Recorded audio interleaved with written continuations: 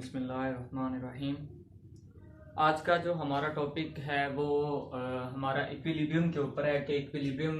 क्या होता है। फिजिक्स का चैप्टर नंबर 4 टर्निंग इफेक्ट के मतलब हम ये पढ़ेंगे कि इक्विलिब्रियम क्या होता है। तो इक्विलिब्रियम के मतलब सबसे पहले मैं बता दूं कि जब कोई भी जिस्म रेस्ट और मोशन की हालत में हो या यूनिफॉर्म वो वेलोसिटी के साथ जो है वो या यूनिफॉर्म वेलोसिटी के अंदर हो वो जिस्म बॉडी, या फिर वो रेस्ट की हालत में हो और उसके ऊपर किसी किस्म की कोई भी नेट फोर्स अमल ना कर रही हो तो वो जिस्म इक्विलिब्रियम में होता है। यानी हमें पता चल गया कि जब कोई जिस्म अगर वो यूनिफॉर्म वेलोसिटी के साथ मूव कर रहा है या वो यूनिफॉर्म वेलोसिटी के अंदर है या अगर वो जिस्म रेस्ट के अंदर है और उसके ऊपर किसी किस्म की कोई नेट फोर्स अमल नहीं कर रही तो वो जिस्म किस में है, वो जिस्म इक्विलिब्रियम के अंदर है। एग्जाम्पल के तौर पे मैं आपको समझा देता हूं कि एग्जाम्पल के अंदर सबसे यानी इक्विलिब्रियम क्या है कि इफ नो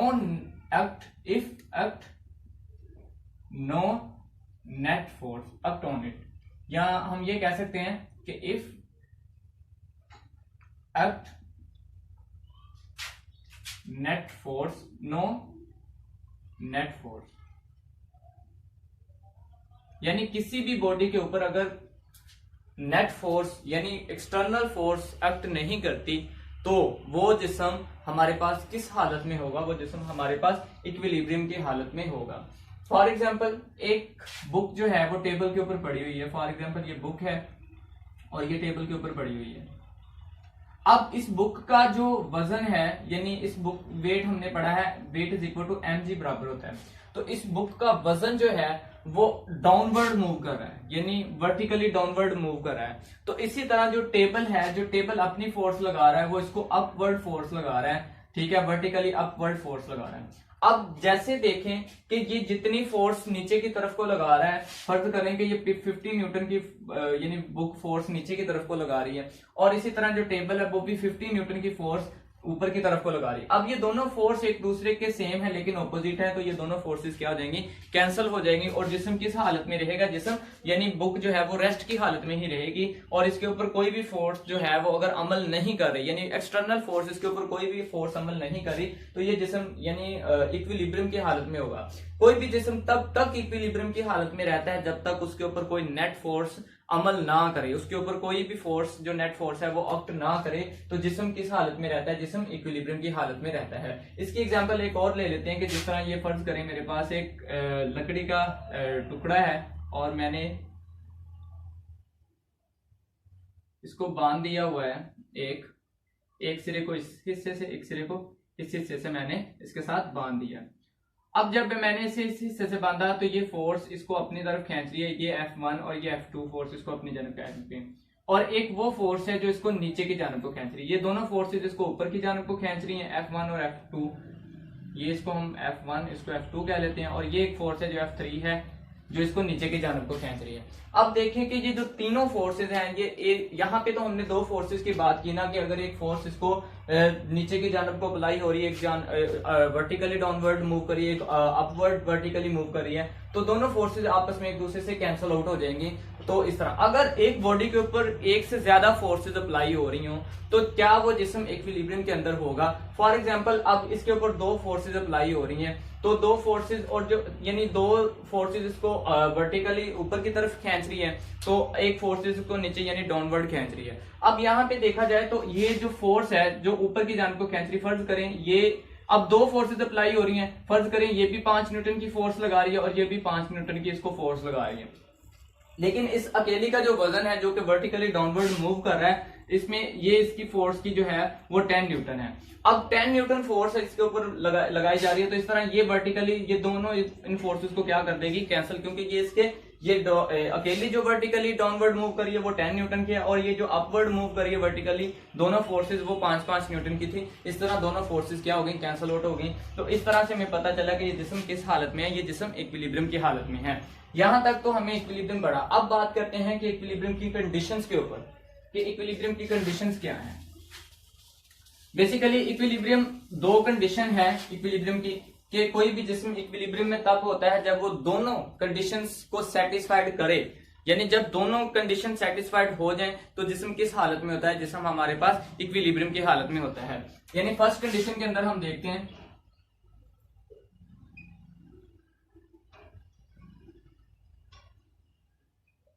फर्स्ट कंडीशन के अंदर क्या है कि एक बॉडी के ऊपर जितनी भी फोर्सेस अप्लाई हो रही हैं, यानी फर्ज करें लातादाद फोर्सेस अप्लाई हो रही हैं, जितनी फोर्सेस अप्लाई हो रही हैं, लेकिन उन सब फोर्सेस को अगर सम किया जाए या उनकी रिजल्टेंट फोर्स निकाली जाए तो उनका जो रिजल्टेंट फोर्स है वो कितनी आए, वो 0 आए। यानी फॉर एग्जांपल मेरे पास एक बॉडी के ऊपर, जिस तरह मैंने वही मिसाल ली कि ये एक बुक पड़ी हुई है और इस बुक के ऊपर दो फोर्सेस अप्लाई हो रही है, एक अपवर्ड अप्लाई हो रही है, एक डाउनवर्ड अप्लाई हो रही है। तो इस तरह से जैसे ये यानी ये वर्टिकली डाउनवर्ड अप्लाई हो रही है और ये वर्टिकली अपवर्ड अप्लाई हो रही है। अब ये दो फोर्सेस अप्लाई हो रही हैं, अब ये दोनों फोर्सेस के अंदर इनके जो दोनों यानी दोनों फोर्सेस के जो रिजल्टेंट फोर्स आए वो हमारे पास क्या है, 0 आए। यानी अगर हम इन दोनों फोर्सेस को सम करें, फॉर एग्जाम्पल मैं कहता हूं F1 प्लस F2, और इन दोनों फोर्सेस का जो सम मेरे पास है, यानी इन दोनों फोर्सेस का जो जमा आया वो मेरे पास किसके बराबर आ जाए, 0 के बराबर आ जाए। तो वो जिस्म किस हालत में होगा, तो वो जिस्म इक्विलिब्रियम की हालत में होगा। और वो किस कंडीशन को फॉलो कर रहा होगा, वो फर्स्ट कंडीशन की यानी फर्स्ट कंडीशन को फॉलो कर रहा होगा। यानी जितनी फोर्सेस एक जिस्म के ऊपर अप्लाई हो रही है, F1 F2 plus F3 plus Fn so on, जितनी फोर्सेस अप्लाई हो रही हैं, लेकिन उसका जो रिजल्टेंट फोर्स आ रही है, जो उसकी रिजल्टेंट फोर्स है वो किसके बराबर आ रही है, वो 0 के बराबर आ रही है। यानी जब अगर हम उन फोर्सेस को जमा कर रहे हैं तो उन फोर्सेस को जमा करने से वो बराबर किसके आ रही हैं, वो जमा करने से हमारे पास रिजल्टेंट फोर्स उसकी जो आ रही है वो 0 के बराबर आ रही है। तो इस तरह वो किसकी कंडीशन को फॉलो कर रहा होगा, वो फर्स्ट कंडीशन को फॉलो कर रहा होगा, यानी इक्विलिब्रियम की पहली कंडीशन को सेटिस्फाइड कर रहा होगा। इसके बाद अगर ये हमारे पास, इसको हम समेशन कहते हैं, यानी सिग्मा का लफ्ज है, इसको ये बाज़ फोर्सेस यानी किसी भी रकम को सम करने के लिए इस्तेमाल किया जाता है। तो इस तरह से हमें पता चल गया कि फर्स्ट कंडीशन के अंदर क्या है कि जितनी फोर्सेस एक बॉडी के ऊपर जितनी फोर्सेस अप्लाई हो रही हैं, उन फोर्सेस के अप्लाई होने से जब तक उसका रिजल्टेंट फोर्स जो है, यानी वो रिजल्टेंट फोर्स अगर वो 0 है तो वो यानी वो 0 हो जाए तो वो हमारे पास फर्स्ट कंडीशन को फॉलो, यानी फर्स्ट कंडीशन जो है वो इक्विलिब्रियम की फर्स्ट कंडीशन होती है। इस तरह अगर हम देखें इसकी सेकंड कंडीशन के ऊपर कि इक्विलिब्रियम की सेकंड कंडीशन क्या है, फर्स्ट कंडीशन के अंदर तो हमने पढ़ लिया कि इनका जो समेशन फोर्सेस का रिजल्टेंट फोर्स का सम है वो 0 है। और सेकंड कंडीशन के अंदर क्या है, सेकंड कंडीशन बेसिकली अगर, क्योंकि ये दो पैरेलल फोर्सेस लग रही थी लेकिन अनलाइक थी और एक ही पॉइंट के ऊपर लग रही, फर्ज करें ये मेरे पास एक ब्लॉक था, इस ब्लॉक के ऊपर ये जो फोर्स अप्लाई हो रही है ये दोनों एक ही पॉइंट के ऊपर अप्लाई हो रही हैं, यानी इन दोनों का लाइन ऑफ एक्शन सेम है लेकिन ये अनलाइक पैरेलल फोर्सेस हैं। लेकिन अगर फर्ज करें एक बॉडी मेरे पास मौजूद है, इस बॉडी के ऊपर मैं फोर्स अप्लाई कर रहा हूं, एक फोर्स, लेकिन उन दोनों फोर्सेस अप्लाई हो रही हैं उनका लाइन ऑफ एक्शन सेम नहीं है। यानी वो जहां पे फोर्सेस अप्लाई हो रही हैं उनका लाइन ऑफ एक्शन, यानी एक फोर्स यहाँ पे F1 अप्लाई हो रही है और दूसरी फोर्स यहाँ पे F2 अप्लाई हो रही है। अब यहाँ पे देखें कि यहाँ पे जब ये फोर्स अप्लाई होगी तो इन दोनों का लाइन ऑफ एक्शन फोर्स जो है वो सेम नहीं होगा। बॉडी के जब यहाँ पे फोर्स अप्लाई होगी तो बॉडी जाहिर सी बात है कि थोड़ी सी कुछ रोटेट कर जाएगी। तो हमने ये देखा कि जब दोनों फोर्सेस का लाइन ऑफ एक्शन सेम नहीं होता, कपल के अंदर हमने यही पढ़ा था कि दो अनलाइक पैरेलल फोर्सेस जिनके अंदर उनका line of action forces same ना हो तो वो कपल यानी वो कपल फोर्सेस कहलाती हैं। और कपल फोर्सेस से क्या पैदा होता है, यानी क्या चीज पैदा हो रही होती है, उससे टार्क पैदा हो रहा होता है। तो इसी तरह अगर हम यहाँ पे देखें तो इस तरह से कुछ कपल की फोर्सेस अप्लाई हो रही है जिसकी वजह से हमारी जो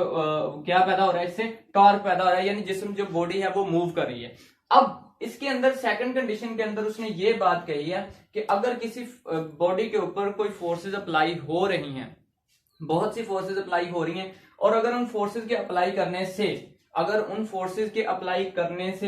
वो जिस्म उसका टार्क जो है वो 0 आ जाए, जितना यानी कि बॉडी के अंदर टार्क प्रोड्यूस हो रहा है उस पर यानी उसका प्रोड्यूस किया गया टार्क जो है वो अगर 0 आ जाए तो वो हमारे पास सेकंड कंडीशन ऑफ इक्विलिब्रियम जो है वो सेटिस्फाइड होती है कि अगर बॉडी के ऊपर जितना मजीद टार्क लग रहा है, यानी जितनी फोर्सेज और उससे जितना टार्क प्रोड्यूस हो रहा है और जितना वो टार्क प्रोड्यूस हो रहा है वो किसके बराबर आ जाए, वो उसका सम जो है, जो उसका रिजल्टेंट टार्क है वो हमारे पास 0 के बराबर आ जाए, तो वो हमारे पास क्या हो जाता है, वो हमारे पास सेकंड कंडीशन ऑफ इक्विलिब्रियम आ जाती है। लेकिन फर्स्ट कंडीशन के अंदर, इक्विलिब्रियम के अंदर हम ये भी थोड़ा सा पढ़ेंगे कि अगर हमारे पास दो फोर्सेज अप्लाई हो रही हैं, यानी एक एक्सिस के ऊपर फोर्स अप्लाई हो रही है और एक हमारे पास इसके वाई कंपोनेंट्स के ऊपर फोर्स, यानी दो परपेंडिकुलर कंपोनेंट्स के ऊपर फोर्सेस ड्रा की जा रही हैं। अब अगर एफ एक्स के ऊपर फोर्सेस लग रही हैं तो उसको हम शो करेंगे कि ये F x one plus F x two, जितनी फोर्सेज एक्स एक्सिस के ऊपर अप्लाई हो रही हैं, F x two plus F x three plus F x n so on, और ये किसके बराबर आनी चाहिए, ये 0, यानी एफ एक्स हमारे पास किसके बराबर आना चाहिए, हमारे पास ये आनी चाहिए 0 के बराबर। तो और इसी तरह अगर y के ऊपर y परपेंडिकुलर यानी y कंपोनेंट के ऊपर फोर्सेज अप्लाई हो रही है तो उसको हम शो करेंगे F y one plus F y two plus F y three plus F y n, जितनी भी यानी फोर्सेज अनगिनत फोर्स अप्लाई हो रही हैं, तो अनलिमिट फोर्स अप्लाई हो रही हैं, तो वो हमारे पास 0 के बराबर, यानी उसका हमारे पास आ जाए समेशन एफ वाई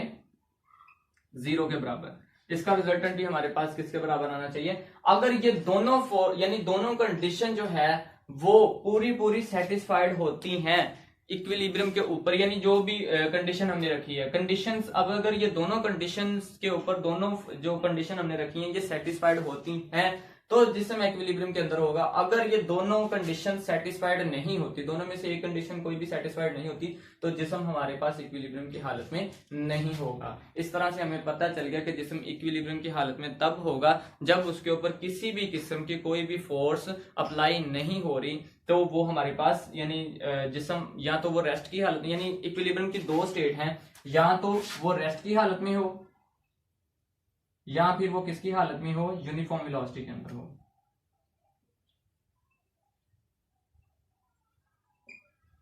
अगर ये जिस्म, ये दोनों जो चीजें हैं इस हालत में होंगी और इसके ऊपर कोई भी नेट फोर्स अमल नहीं कर रही, तो जिस्म किस हालत में है, जिस्म इक्विलिब्रियम की हालत में है, या वो रेस्ट की हालत में है, या वो यूनिफॉर्म वेलोसिटी के अंदर है। तो हमारा टॉपिक जहां तक था कि इक्विलिब्रियम क्या है, तो इक्विलिब्रियम के अंदर मैंने आपको बता दिया कि जिस्म जब तक रेस्ट की हालत में होता है या यूनिफॉर्म वेलोसिटी और उसके ऊपर किसी किस्म की कोई फोर्स अमल नहीं कर रही होती, तो वो जिस्म जो है वो हमारे पास इक्विलिब्रियम के अंदर होता है। तो जस्ट हमारा टॉपिक यहीं तक